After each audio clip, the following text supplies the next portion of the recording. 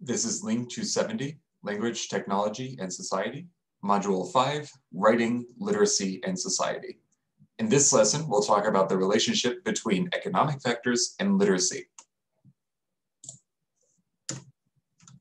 To begin, remember from the beginning of this module that we were talking about how learning to read and write is something that is difficult and requires a lot of training, time, and educational resources, both to become functionally literate and to learn a standardized language and register.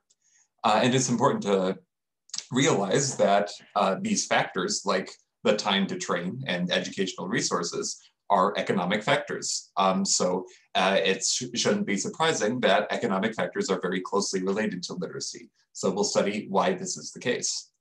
We'll also talk about how literacy is distributed in the world and how it is distributed within the societies. And we'll ask what kind of statistics can we look at that correlate with literacy rates, and also which statistics don't correlate well with literacy rates. So here's a color-coded map of literacy rates throughout the world. And pretty clearly we can notice that there is a pretty stark difference between the developed world and the developing world. So we can see regions like sub-Saharan Africa, which still have very low literacy rates, whereas North and South America and Eurasia all have fairly high literacy rates. So we can see already that there is a very big global discrepancy in literacy, but we can also see that this discrepancy kind of corresponds with the economic situation in these countries as well. Nonetheless, what we're seeing is that over time, this illiteracy is actually significantly decreasing over time. This title of the slide should probably be more appropriately titled illiteracy rates, because illiteracy has been steadily declining for many years now. So this is a sign of development in the world. Yes, we can, but another kind of interesting issue to note about literacy is that there is very frequently a gender gap in literacy, and almost always this gap disadvantages women. So we can see across the world that there, in many regions, such as Western Asia, North Africa, Southern Asia, Sub-Saharan Africa, there is a significant illiteracy rate among women, especially compared to men. But we also see that over time that these kind of factors are improving and that we're getting closer to gender parity in terms of literacy. So here's another chart demonstrating the gender parity in terms of literacy grouped across the world, and we can see how these factors have been changing over time. And we see that over time, we're getting closer and closer to gender parity. So this is an interesting phenomenon to note with literacy as well. First we'll start out by thinking about what the main factors of literacy are. So what factors that a society actually needs in order to have widespread literacy.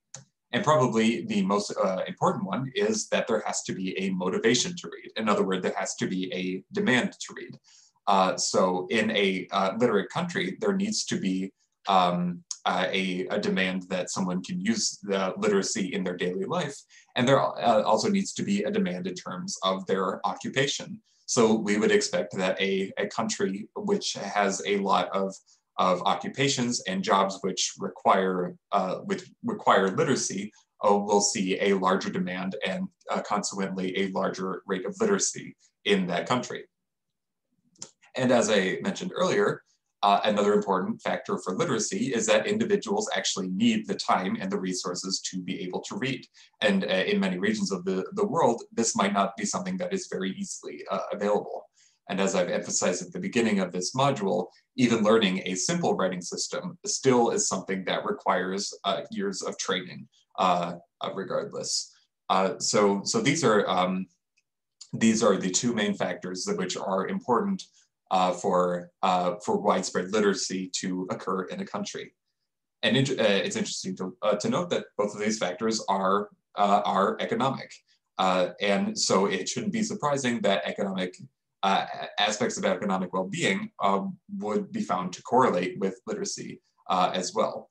And as we'll also see, this literacy correlation, or this rate of literacy, does not correlate with the complexity of a script. So we've kind of covered this a little bit in when we were talking about the writing reform instituted in China. We saw that the writing reform coincided with a significant increase in literacy, but we see that the regions still using the traditional system also improved in literacy as well. So it's probably not the writing system that caused this increase in literacy. It's probably other factors. So it shouldn't be surprising that literacy does not really correlate with the complexity of a script. So the data that we'll look at to assess literacy comes from UNESCO, which will collect data such as literacy and also aspects of economic development for countries across the world. Now, what can constitute literacy and the kinds of demands that would make someone functionally literate in a country vary significantly from region to region across the world. So because of this, UNESCO needed to come up with a special definition of literacy that they would use that could be applied to all countries across the world. So what they ended up settling on was to define adult literacy as a person who is over 15 years of age who can read a short statement about their daily life. So it's important to note in the data that we'll be looking at in coming up is all referring to individuals with these properties. When they say literacy, this is what we mean. And let's also talk about this, this idea of the Pearson's correlation coefficient. Many of you have probably used this kind of correlation already. So a correlation coefficient is a single number that is a measurement of how well two statistics or two factors tend to relate with each other. So the values range between 1 and -1. If the correlation coefficient is a 1, that means as factor X increases, then Y also increases. So if the factor is really close to 1, that means an increase in X is really closely related to an increase in Y, and that these two factors are closely related. Similarly, we might have a correlation coefficient of -1. And what that means is that if X increases, then that causes factor Y to decrease. So X and Y in this situation are still very strongly related, but in the opposite way, whereas an increase in one is related to a decrease in the other. And another situation we can have is if a correlation is 0, which is to say that if X increases, Y doesn't really change in a predictable way, which is a good indication that X and Y aren't really related factors. So when we look at correlation coefficients, they will fall somewhere between -1 and 1, and that can give us an indication of how related these two factors are and what that relationship kind of looks like. What you have read in the textbook is that many factors can be demonstrated to correlate positively with literacy as UNESCO has defined it. So one of these factors is the percentage of children who have reached grade 5. Another is the percentage of births attended by a skilled health professional. And another is the use of contraceptives. So looking at these three topics, we can see that these are the percentage of children reaching grade 5. That's probably an indicator that this is a country which has a well-developed educational system. And it makes sense that a country with an educational system would also have a high rate of literacy as well. Secondly, when we're talking about percentage of births attended by a skilled health professional, so that probably doesn't mean that if your birth was attended by a health professional, that will then cause you to become literate. But what it does probably say is that it means there are a lot of if there are a lot of health professionals around, these health professionals probably got an education at a university. And that means that university education is probably pretty common in that country. And university education is probably linked to a larger educational institution, which would further support higher rates of literacy.